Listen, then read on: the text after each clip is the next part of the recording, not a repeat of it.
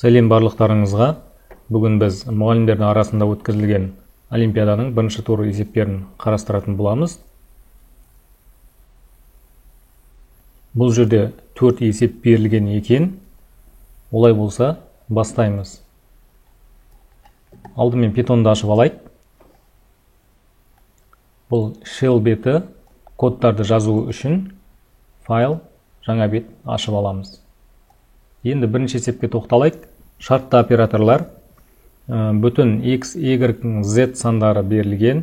Осы сандардың ең кішісін тауып, оның жұп екендігін тексеріңдер. Енді біз бұл жерде 3 айнымалы беріп аламыз ең әуелі. Мінекей, одан кейін add in input және split арқылы енгіземіз. Енді одан кейін осы сандардың ең кішісін табамыз. Ең кішісін таптық.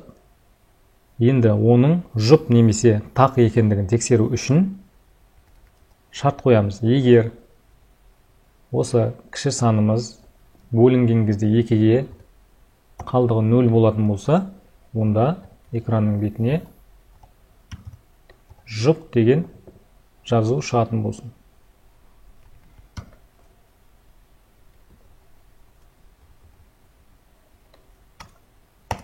Егер олай болмаса,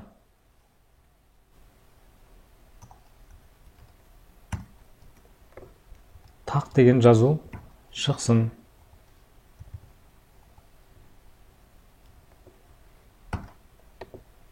Енді тексеріп көреміз.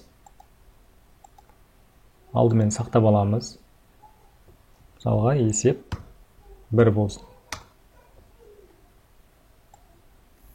Енді бізден енгізуді сұрап тұр. 2, мысалы 3, 5 деген сандарды енгізіп, интерді басып қойып. Мінекей, жұп. Бұл жерде 2 кішкентай кіші сан болған үшін жұп деген жазу шықты. Енді басқаша енгізіп көрейік. Мысалға 5, 3, 7 болсын. Міне, ең әуелі кіші санды тапты.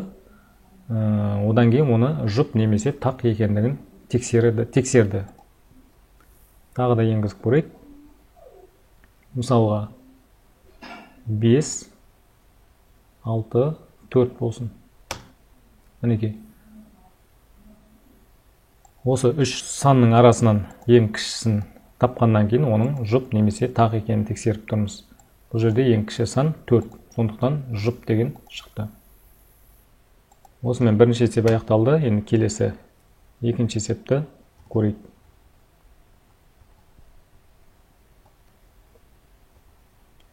Екінші есеп цикл 50-ден 90-ға дейінгі натурал сандар берілген. Олардың ішіндегі 5-ке, 3-ке, 2-ге бөлінетін сандарды анықтаңдар. Ең әуелі 2 айнымалы беріп алайық.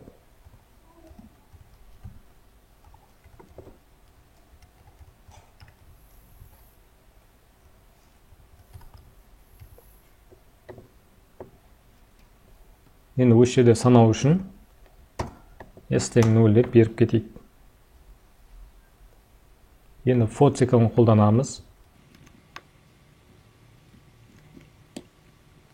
A-дан B-ның аралығын аламыз. Және қосылған 1. Енді шарт қоямыз. Егер біздің айымыз бөлінген кезде 5-ке қалдығы 0 болатын болса, немесе айымыз бөлінген кезде 3-ке қалдығы 0 болатын болса, немесе айымыз бөлінген кезде 2-ге қалдығы 0 болатын болса, онда экранның бетіне айды шығарамыз. Тексеріп көрейік. 50, 90-ның аралығы. Мінекей 50 мен 90-ның аралығындағы барлық 5-ке бөлінген кездегі, 3-ке бөлінген кездегі 2-ге бөлген кезде бөлінетін сандардың барлығы экранның бетіне шықты. Келесі үшінші есепті қараймыз.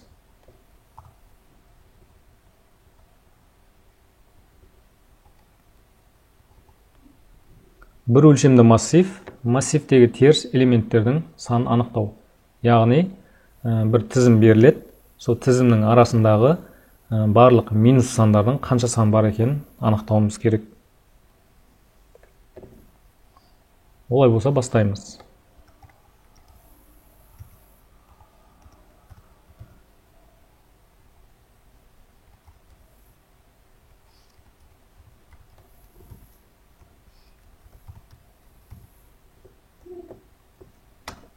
Енді санап отыруымыз үшін s тең 0 деп беріп кетейік.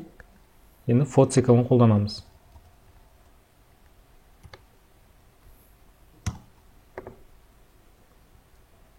Енді шарт қоямыз. Егер осы біздің айымыз кіші болатын болса 0-ден, онда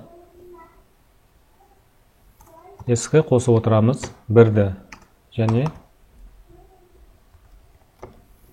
print s.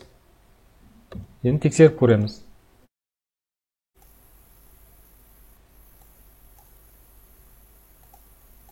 Бұл жерде қателіктер болып тұр. Нарада үтір болу керек. Тексеріп көрейік. 1, 2, 3, 4, 5 мысалға. Минус осындай сандар. Минус сандар болсын.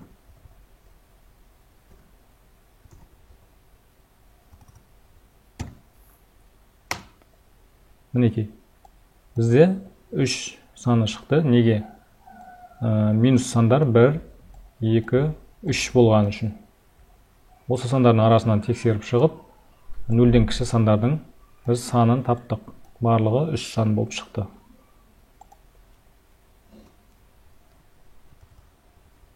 Енді 4-ші есепті қарастырып көреміз.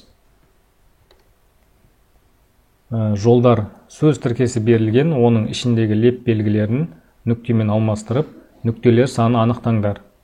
Леп белгісі жоқ болса, ол туралы мәлімет беріңдер.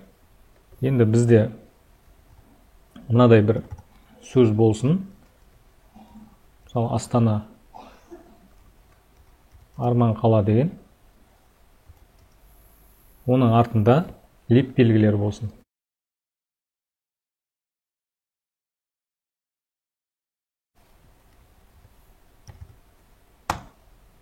Енді шарт қоямыз.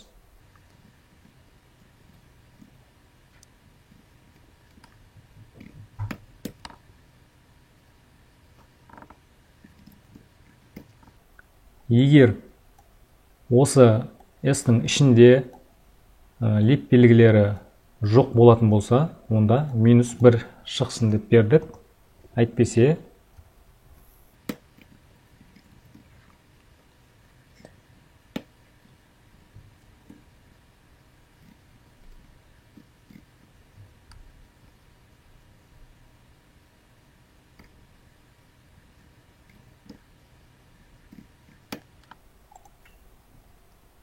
тексеріп көреміз.